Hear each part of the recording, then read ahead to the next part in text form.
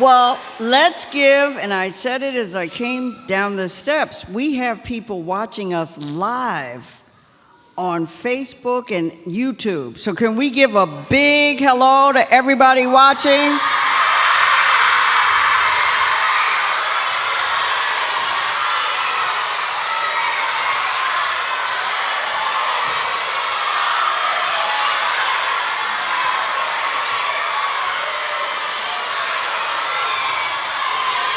Well, I think that they heard you, huh? Now, so you know why you're here. Do you think the stage is scary enough? Will it give you goosebumps? All right. Well, I'm bringing in a special lady who works at the library, Miss Leanne Potter. And she, give her a hand, because she is going to introduce our special guest. Good morning. We are so excited that you are here, and what a special treat to have the Librarian of Congress, Dr. Carla Hayden, welcome you this morning. We're really tickled she was able to do that. So welcome to the library, welcome to this very special day, and I want to do a couple of special shout outs to you because I know who's here in the room. First of all, I want to recognize all of the students as well as their teachers and their chaperones who are here at the Library of Congress today in our Coolidge Auditorium, and if you'll hold your applause until the very end for yourselves, that would be great. From Washington, D.C., we welcome students from Capitol Hill Montessori School, Okay, one more time. I'm going to read like 7 schools, so we'll wait till the very end and cheer, but I'm glad you're all here. From St. Patrick's Day School, from Plummer Elementary School, from Capitol Hill Day School, from Morey Elementary School. Also, we have a school from Maryland. We have the Calverton School from Huntingtown. We also have students from the Langley School in McLean, Virginia. And as Dr. Hayden mentioned,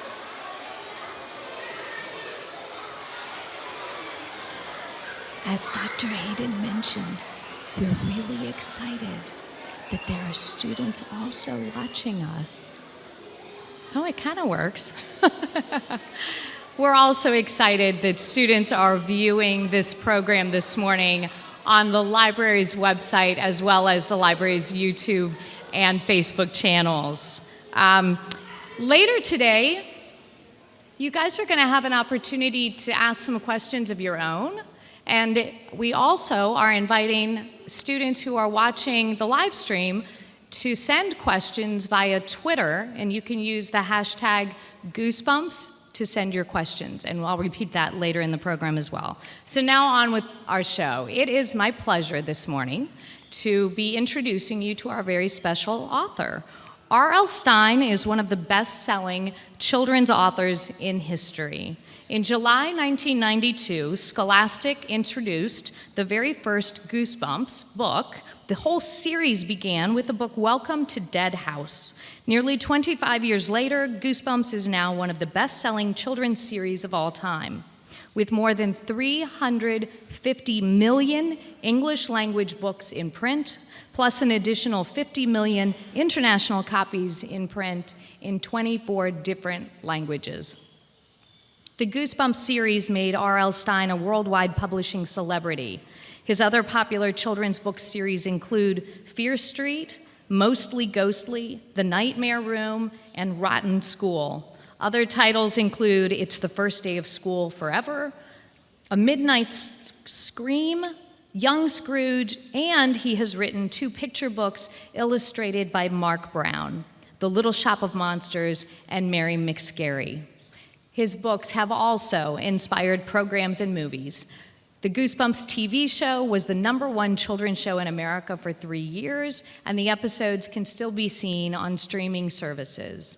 And the feature film Goosebumps, based on his book series, was released in theaters in October of 2015. The sequel, Goosebumps 2, Haunted Halloween, will be released in just a couple of weeks. R.L. Stine lives in New York City with his wife Jane, who is an editor and a publisher, and he is here with us today. Please join me in welcoming R.L. Stine.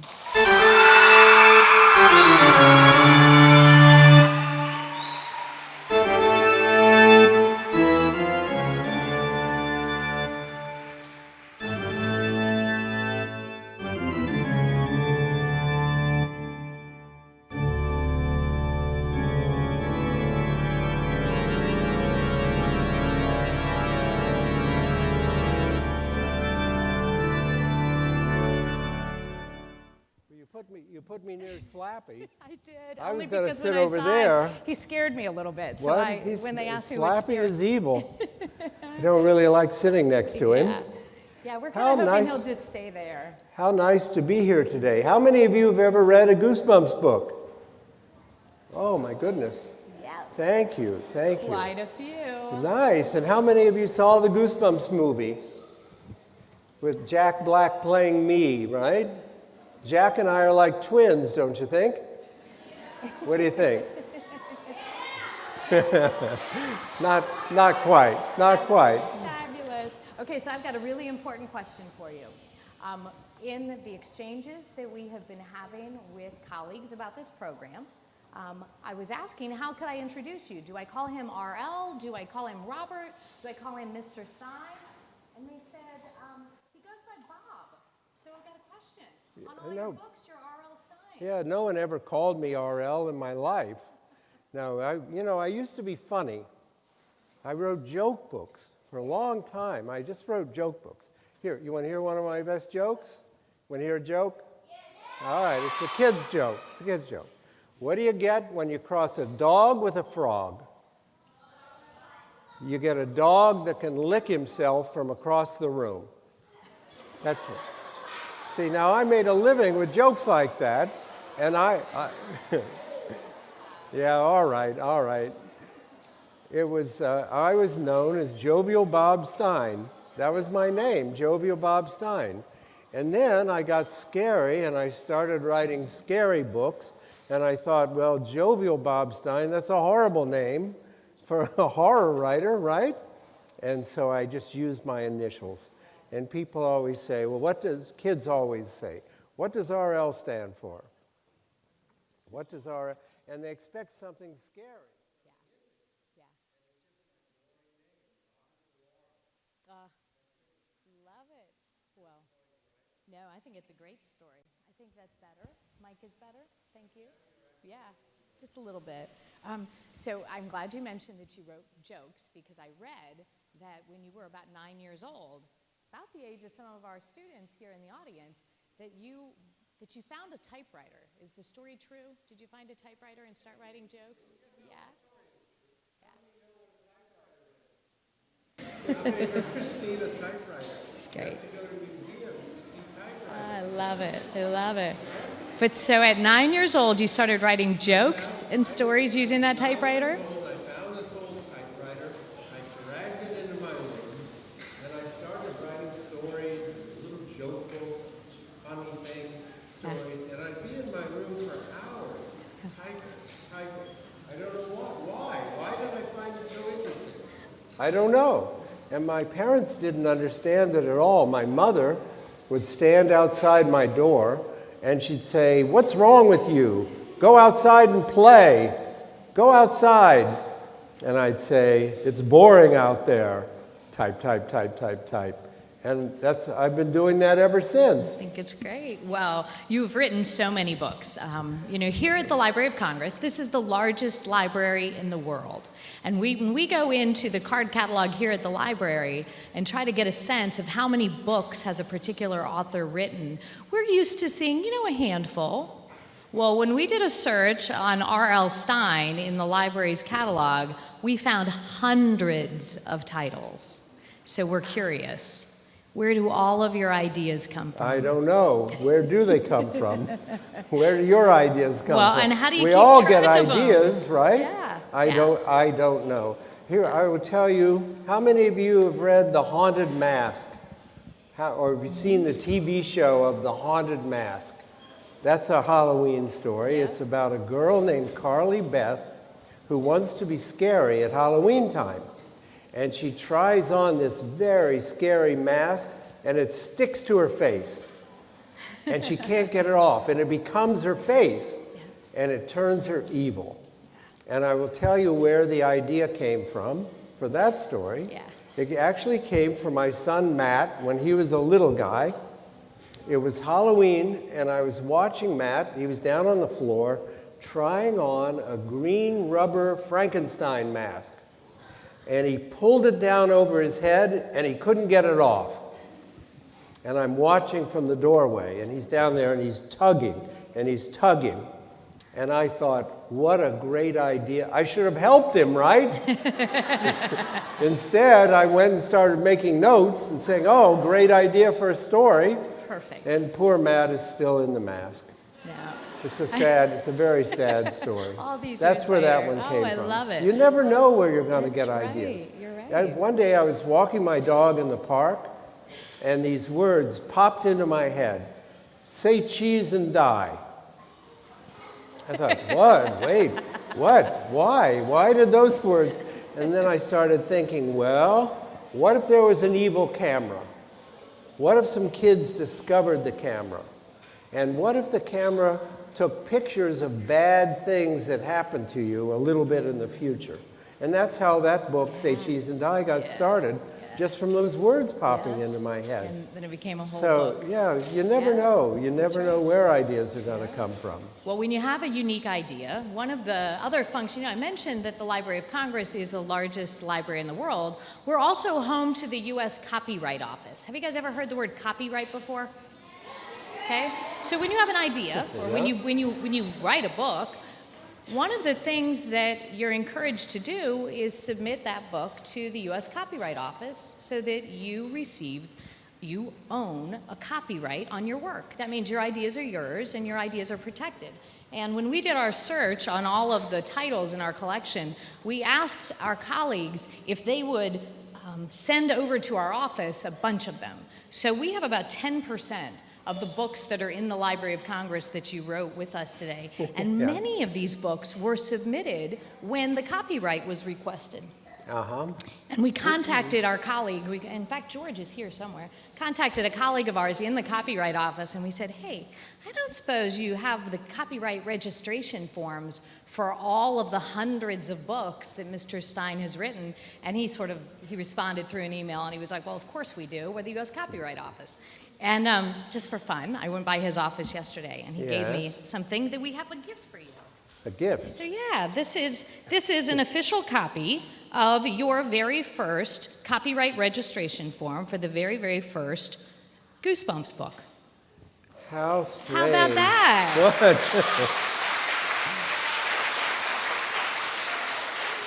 Good. Well, that's amazing. Yeah, well, we thought that was pretty neat. That is amazing. So when You know, the very first Goosebumps book was Welcome to Dead House. Yeah. And I think it's the scariest book of them all, because I didn't quite know what I was doing. It was the first one I ever wrote. And it doesn't have the funny stuff. I always like to do a book that's scary and funny at the same time. And this one is just scary, I think. Yeah. The second one, Stay Out of the Basement, I found that has funny stuff in it. Yeah. I figured out what I was doing. was This gonna is say, amazing to see. Yeah, we thought It's you'd get a kick yeah, out I've of that. never seen anything with Yeah. copyrights. We put a copy of it up on the not- screen so you guys could see. It's just a 2-page form, but we have lots of them, so. I guess that's a good thing. That is a good thing. Yeah. So when you wrote that first Goosebumps book, did you imagine it would become a series with more than 60 No, I said titles? when we wrote the first one, I said, oh, we'll do 2 or 3. Yeah. That was it. I Yeah. didn't know people would like it. Yeah. Because, you know, I wanted to be funny. Yeah. And I didn't understand it at all. And I used to go to schools and I'd say, why do you like these books? And kids always said, we like to be scared. And so I thought, okay, forget the funny stuff. I'll be scary from now on. So do you guys like to be scared?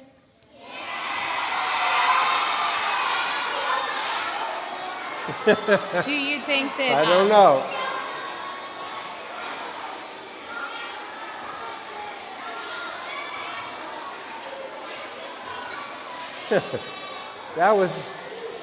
I think that was a yes or no question. I was going to say, I think it got a Yeah. reaction, didn't it?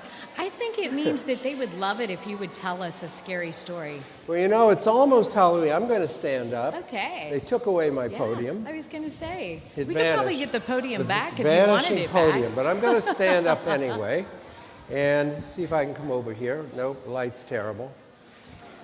And I'm going to tell you, let me ask you a question first. How many of you have ever seen a ghost? How many? No, I mean a real ghost, not on television, not in the movies. How many?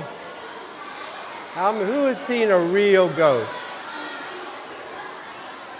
Okay, that's a lot. Well, maybe I saw a ghost once. I don't know. I'm going to tell you, can just help me decide. I'm going to tell you a true ghost story that happened to my brother Bill and me when we were kids back in Ohio.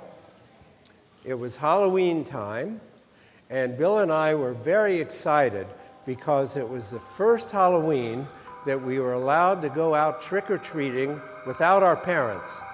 We were going out by ourselves for the first time. And we both got dressed as ghosts. We put sheets down and we cut out eyes, and we were very scary ghosts. And we got shopping bags, big shopping bags, to collect for all the candy we were going to collect. And I took a can of that silly string, you know that stuff? You squeeze it and the string comes out. Just in case we had to string somebody. And I tucked it into my costume, and Bill and I went outside. It was a cold October night. I remember it was that kind of cold that like clings to the back of your neck. And the ground was all crunchy hard from the frost. There was a tiny sliver of a moon, half covered in cloud, high in the sky. And Bill and I, we always started out trick-or-treating at Mrs. Dawson's house across the street. And that was just our tradition. We always started there. But now I looked across the street, and her house was completely dark. I said, I guess she's not home, Bill. We'll have to go on without her. So we started at the next house and started trick-or-treating down the block. My family was very poor. We lived in a tiny little house on some blocks of very tiny houses, which was great at Halloween time because it meant you didn't have to go up any long driveways, you didn't have any long walks, you could just go from house to house. So Bill and I, we went 3 or 4 blocks down, and then we went 3 or 4 blocks and came back. And by the time we came back, our bags were just bulging with candy. And I looked across the street, and I saw a light on in Mrs. Dawson's front window. I said, Bill, I guess she's back. Let's go over there. So as we went up her driveway, I could see it wasn't a light. It was a big jack-o'-lantern with a big grin on its face, bright yellow fire inside it. And we walked up and got on Mrs. Dawson's front stoop, and I knocked on the door, and we waited. She didn't come. So I knocked again, and I rang the bell. She didn't come to the door. Bill said, she's in there, Bob. Go ahead, string her. So I took out the silly string, and I raised it to her door, and then I stopped. I stopped and I froze because I saw the jack-o'-lantern in the front window had changed. It wasn't yellow anymore. It was a bright scarlet red, and it had a big frown on its face, a big scowl. And I dropped the can of silly string, and Bill and I started to run down the driveway. We were halfway down the driveway when the front door swung open, and Mrs. Dawson came out. I remember she was in this gray nightgown, this long gray nightgown. I remember it fluttering in the wind, fluttering. And she said, "Why did you wake me? Why did you wake me?" And I said, "Oh, I'm sorry, Mrs. Dawson. I didn't know. I'm really sorry." But can I ask you one question? How did you do that with your jack-o'-lantern? And she said, jack-o'-lantern? I don't have a jack-o'-lantern. And Bill and I looked in the front window. It was completely dark. Nothing there. Well, we ran across the street, went up to our room. We dumped out all the candy. We divided it all up. We never mentioned it again. We didn't mention the jack-o'-lantern. We didn't say a thing about it. The next morning, I woke up and I thought, you know what? I should apologize to Mrs. Dawson. We woke her up. That wasn't right. So I got dressed for school, had breakfast, and then I went across the street to apologize, but there was a big truck in Mrs. Dawson's driveway, and these men going in and out of her house. And I went up to one of the workers, and I said, what's going on? And he said, I guess you're getting new neighbors, kid. I said, why? What do you mean? He said, oh, I'm sorry. Didn't you hear? Mrs. Dawson died 2 weeks ago. That's my true ghost story. Thank you very much. Thank you.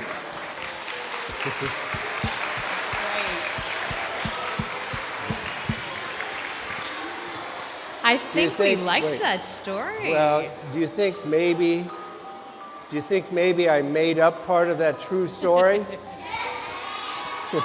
What do you think? Do you think maybe I made up a lot of that true story? Maybe. Maybe. I don't know. I love it.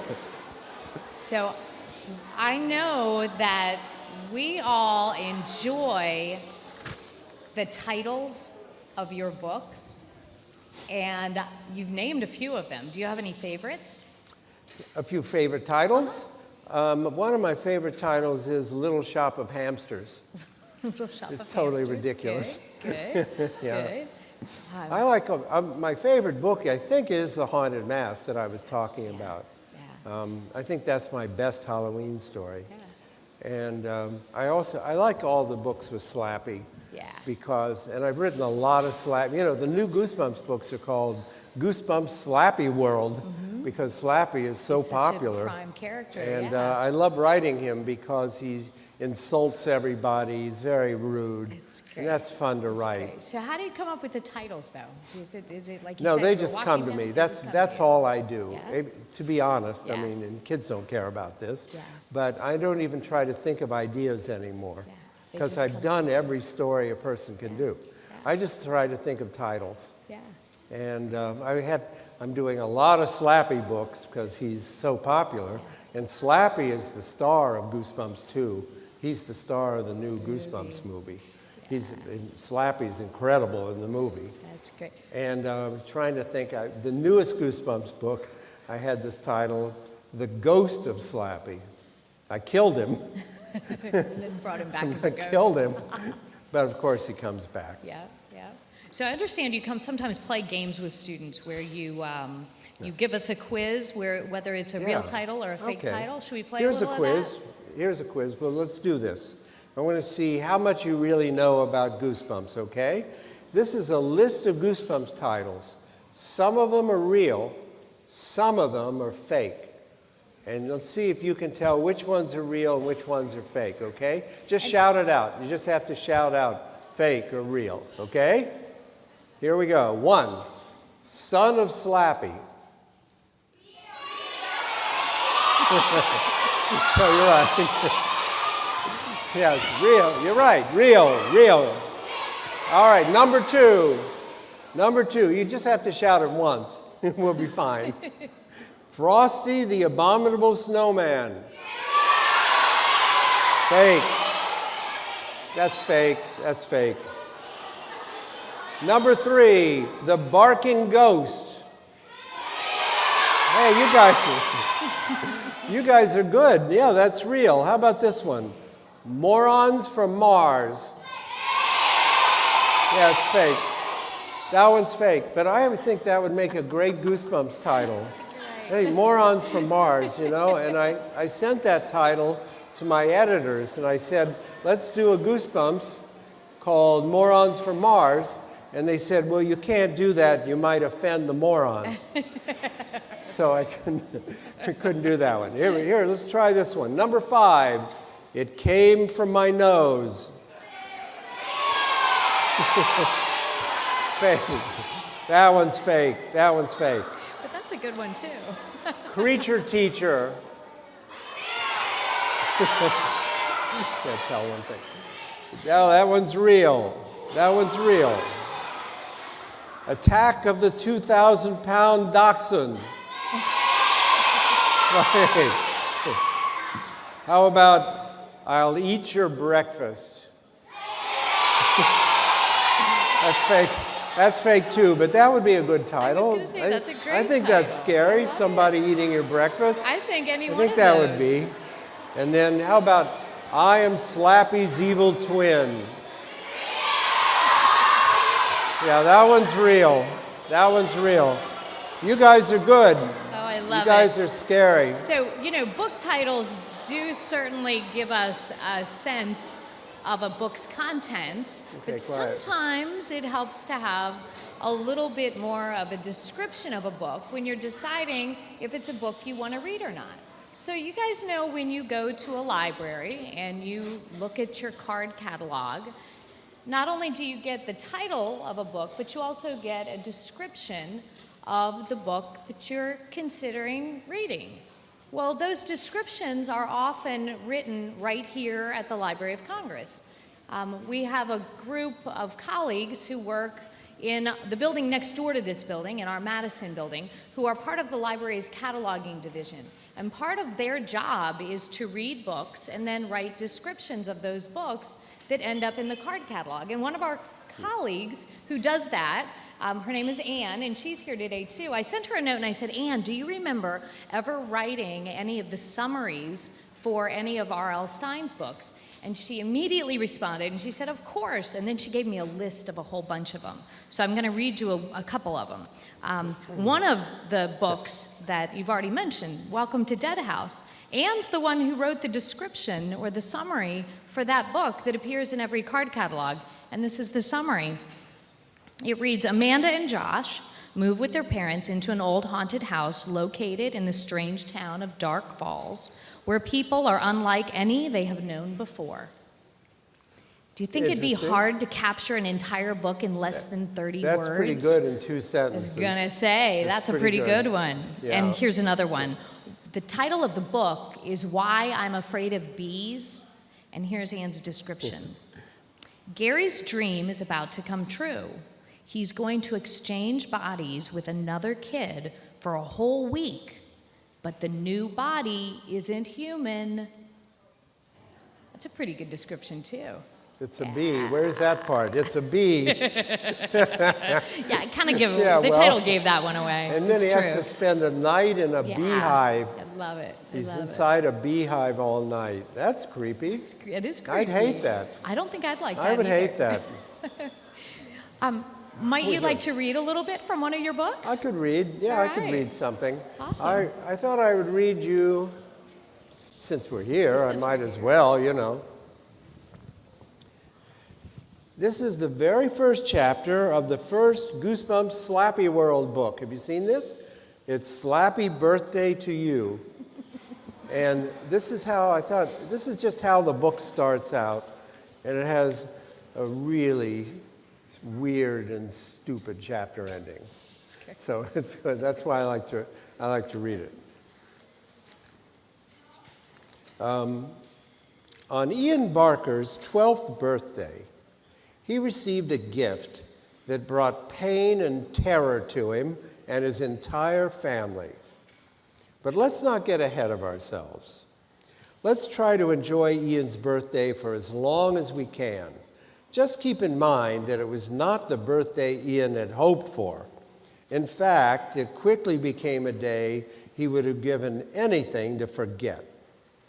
Ian came down to breakfast on that sunny spring morning, eager for his special day to begin. Almost at once, he had trouble with his 9-year-old sister, Molly. But that was nothing new.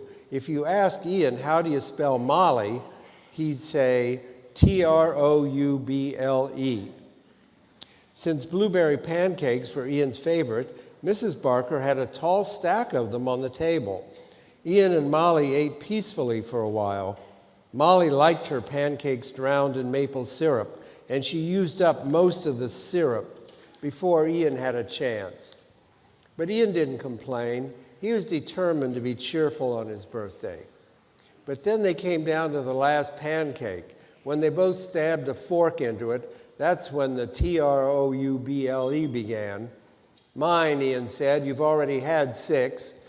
But I saw it first, Molly insisted. She kept her fork poking into her side of the pancake. It's my birthday, Ian reminded her. I should get what I want today. You always think you should get what you want, Molly declared. Molly has wavy red hair and blue eyes, and when she gets into an argument about pancakes or anything else, her pale, lightly freckled cheeks turn bright pink. Their mom turned from the kitchen counter. She'd been arranging cupcakes on a tray for Ian's birthday party. Fighting again? We're not fighting, Molly said. We're disputing. Ooh, big word, Ian said, rolling his eyes. I'm so totally impressed. They both kept their forks in the last remaining pancake. You're a jerk, Molly said. I know you know that word. Don't call Ian names on his birthday, Mrs. Barker said. Wait till tomorrow. She had a good sense of humor. Sometimes the kids appreciated it, sometimes they didn't. Why don't you split the pancake in 2, she suggested. Good idea, Ian said. He used his fork to divide the pancake into 2 pieces. No fair, Molly cried. Your half is twice as big as mine. Ian laughed and gobbled up his half before Molly could do anything about it. Molly frowned at her brother. Don't you know how to eat, slob? You have syrup on your chin. Ian raised the syrup bottle. How would you like it in your hair? Whoa. Mrs. Barker turned away from the cupcakes and stepped to the table. Stop, she said. Breakfast is over. She took the syrup bottle from Ian's hand. You're 12 now. You really have to stop all the fighting. But, Ian started. She squeezed Ian's shoulder. Your cousins are coming for your party. I want you to be extra nice to them and don't pick fights the way you always do. Ian groaned. Vinny and Johnny? They always start it. Ian always starts it, Molly chimed in. Shut up, Ian cried. Just listen to me, Mrs. Barker pleaded. I want you to be nice to your cousins. You know, their parents have been going through a tough time. Uncle Donnie is still out of work, and Aunt Marie is getting over that operation. Could I have a cupcake now, Molly asked. Ian slapped the table. If she has one, I want one too. Have you heard a word I said? Their mom demanded. I swear I won't start any fights with Johnny. And Vinny, Ian said. He raised his right hand as if swearing an oath. Then he stood up from his seat and started toward the cupcake tray. Hands off, Mrs. Barker said. Go get your dad, Ian. Tell him the guests will be arriving soon. Where is he? Ian asked. In his workshop, his mom answered. Where else? Where else? Molly mimicked. Ian walked down the back hall to the door to the basement. He thought about Johnny and Vinny. Johnny and Vinny lived just a few blocks away. Johnny was 12 and Vinny was 11, but they looked like twins. They were both big bruisers, tough guys, big for their age, loud and grabby with pudgy round heads, short-cropped blonde hair, and upturned pig noses. At least that's how Ian described them.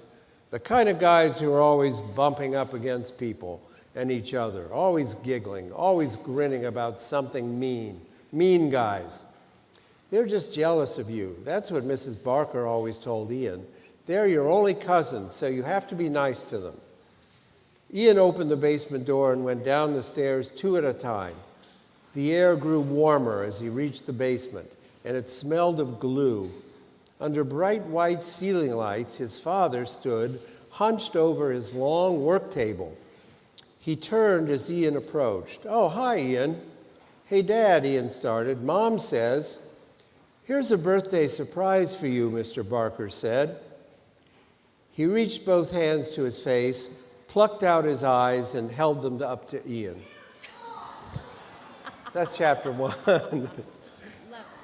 You like that ending? I He love plucks it. out I his love eyes? the Come on. unexpectedness of it. I That's- like the that's chapter reaction, 1. too. That's fabulous. So you mentioned Yeah. that Slappy. Yeah, I know. Those may be fake eyes, you know.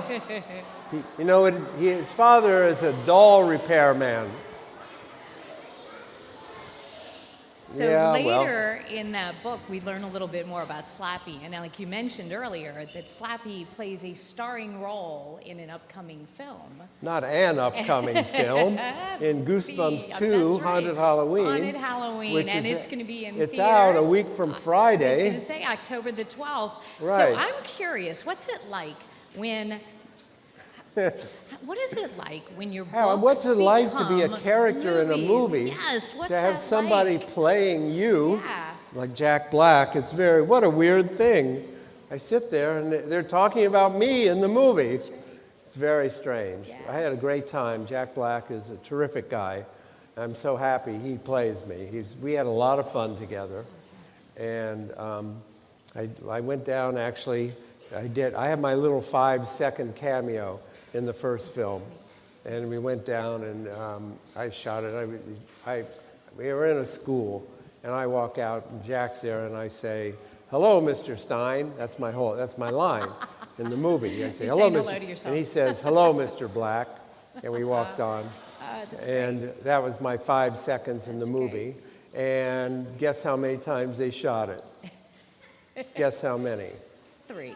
3? 25. 25. They shot it 25 times. That's great. I couldn't believe it. And I was hungry. It was lunchtime. I wanted to go get lunch. And they kept shooting the scene over and over again.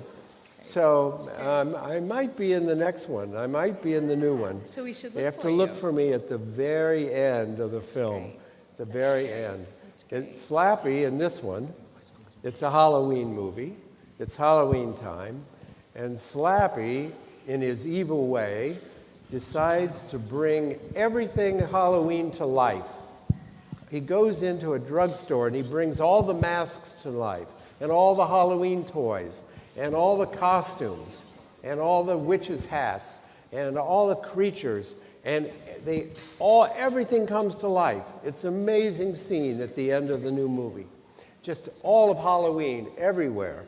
And I have to warn you that the scariest scene involves gummy bears.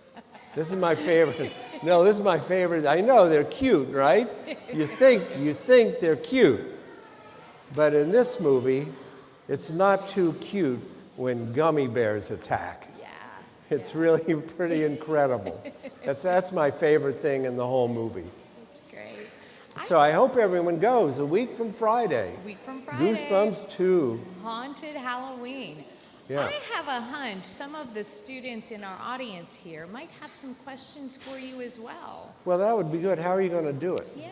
You so need we somebody, have- because we we can't have- I hear. was gonna say, We won't so be able to hear them. We have 3 microphones Oh, that are nice. stationed in different parts of our theater. Nice. And our colleagues, Sasha and Kalina, I know, have a couple, and they are going to be asking students in their little quadrants of the theater if they have questions. So students, if you have a question, do raise your hand and let one of my friends with the microphones call on you.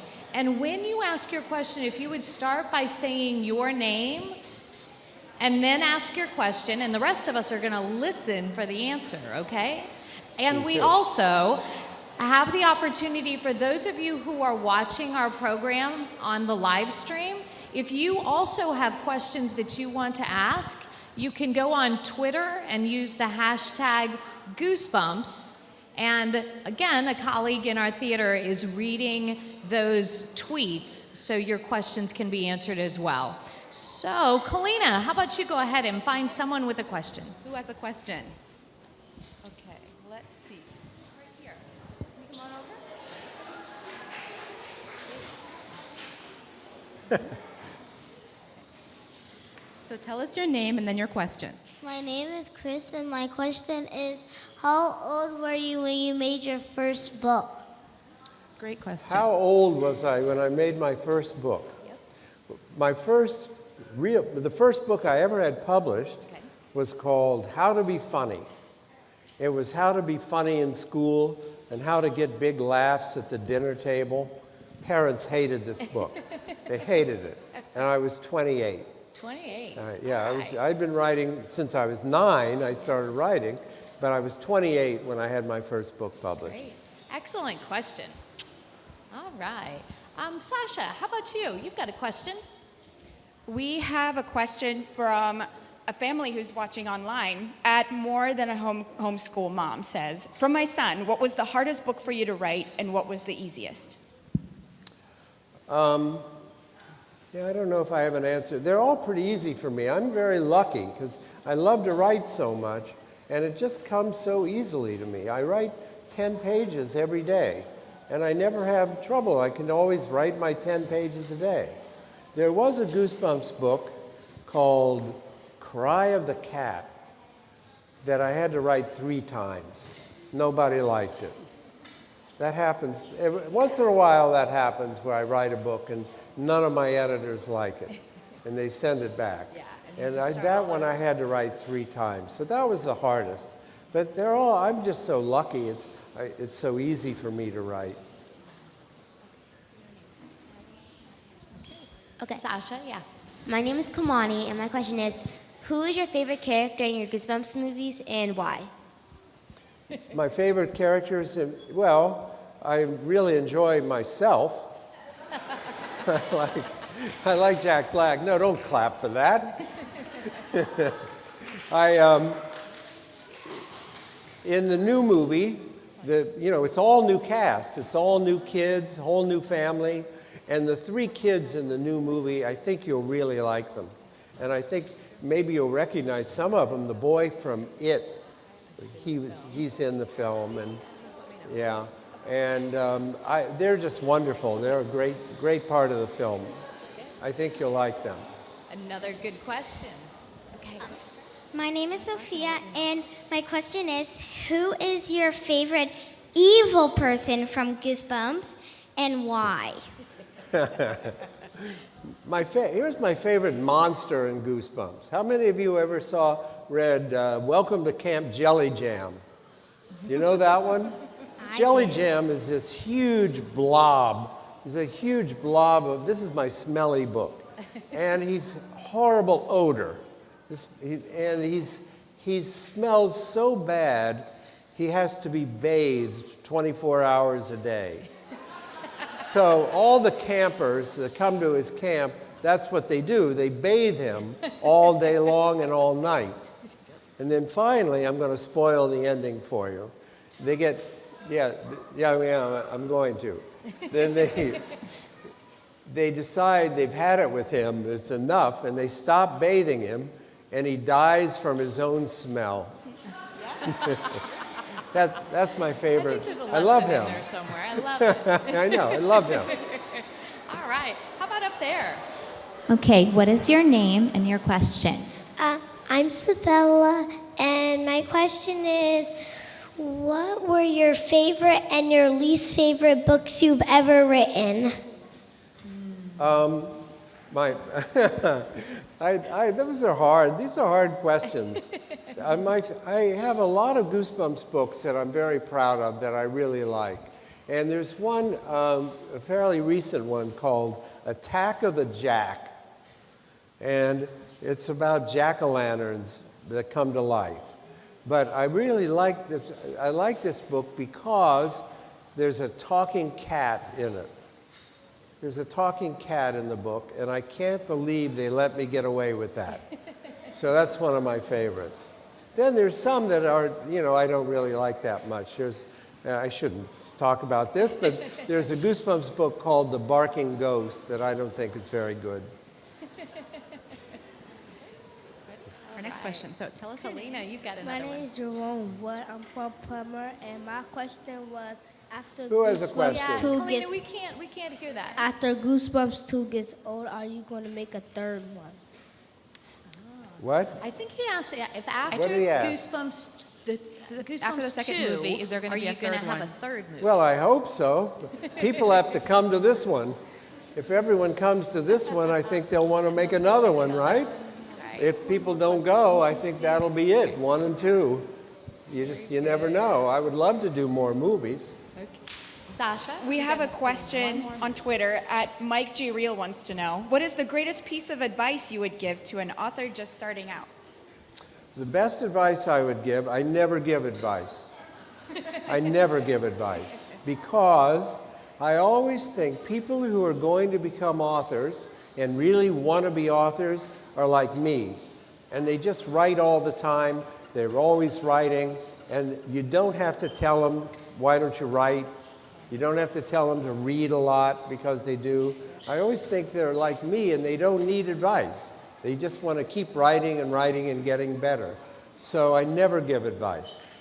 Feeling good. All right. How about another My question? name's Theo. Okay, it's too loud. My name's Theo, and my question is, what is your favorite scene in the original Goosebumps movie? That's a nice question. To be serious, my favorite scene is in the abandoned amusement park when the 2 teenagers, Dylan Minnette and Adea Rush, are up on top of the Ferris wheel, just sitting and talking together. I just think that's a really sweet scene. And I love that scene. I just think they're so terrific. That's my favorite scene in the first movie. That's a great question. I've never been asked that question. That's a first. Ready? My name is Tara, and if you made a new Goosebumps book, what would it be? The one I just started before I came down here yesterday, I just started a Goosebumps book called The Dummy Meets the Mummy. You can kind of guess what that's about, right? I like that sneak peek. How about back here?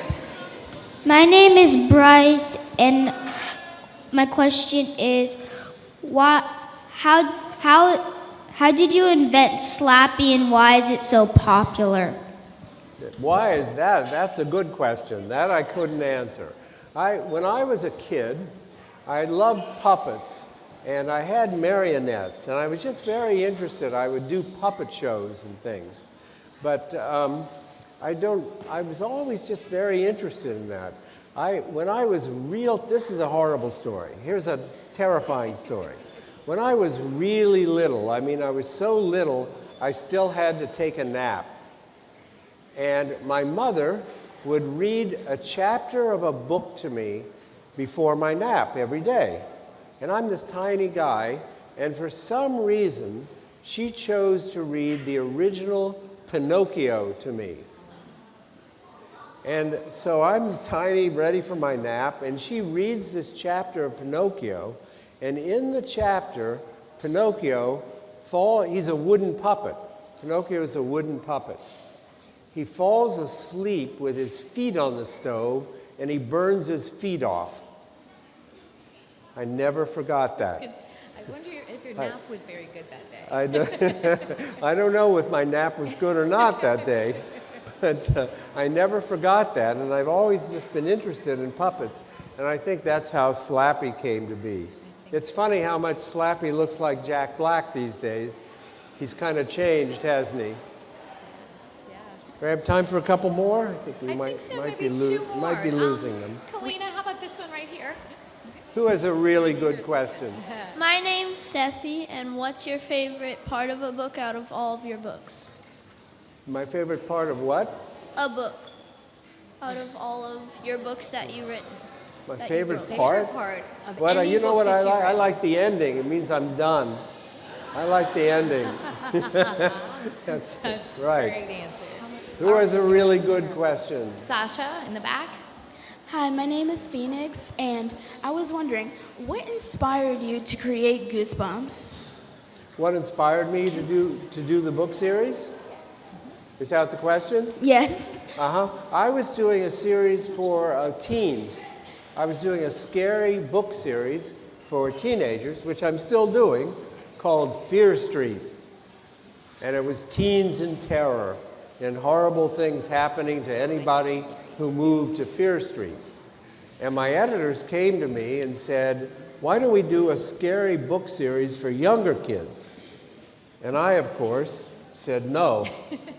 I didn't want to do Goosebumps. That's the kind of businessman I am, right? And they said, no, no one's done it. Let's try it. Let's try it.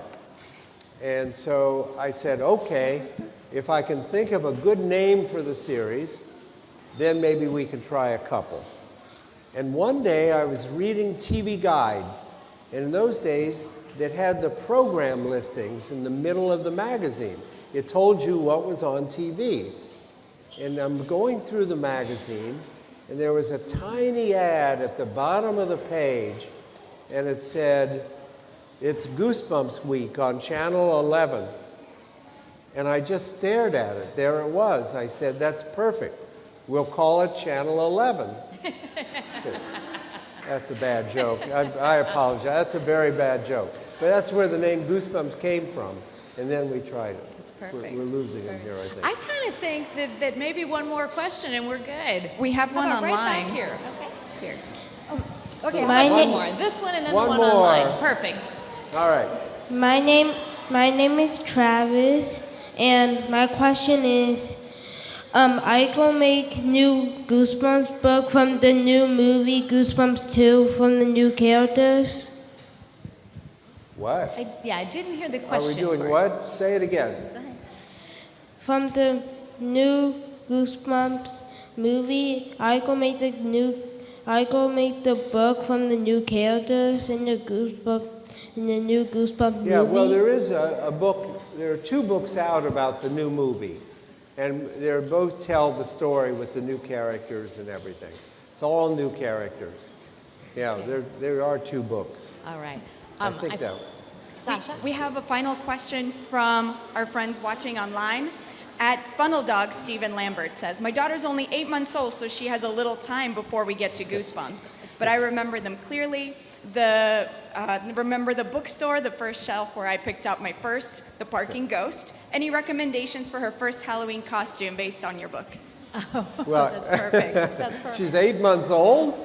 A little Her early. First Halloween costume. Yeah, right. Based well, on I your will books. tell you, my grandson Dylan, when he was 2, he's 4 now. When my grandson Dylan was 2 years old, he was going out for Halloween as Slappy. And I have Slappy in my apartment. I have the dummy. Yeah. And the clothes, Slappy's clothes, fit my grandson. They fit Dylan perfectly. So we took the clothes off the dummy, and Dylan went out for Halloween as Slappy, wearing Slappy's clothes. Perfect. That's pretty good, right? That's perfect. I know. He never gave them back, I though. was going to say, yeah. Poor Slappy now doesn't have a shirt or anything. Yeah. But yeah, I don't know about costumes for an 8-month-old. That's great. Oh, this has been so much fun. This has been great. Thank you all so much. Thank you.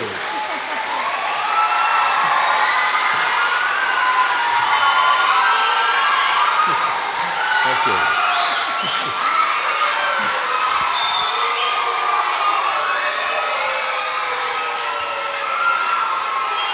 Oh, you're terrific. Yes. And really, You're terrific. Thank you so much. on behalf of the Library of Congress, Sorry. Bob, RL, Mr. Stine, thank you so much for being here. Thank you for responding to our questions. Thank you for all that you've done to inspire so many young readers, and really best of luck to you, Oh, and it's a great excited about your pleasure. new film. A great pleasure. Thank What you a great all. morning. Yeah, thank you. Thanks.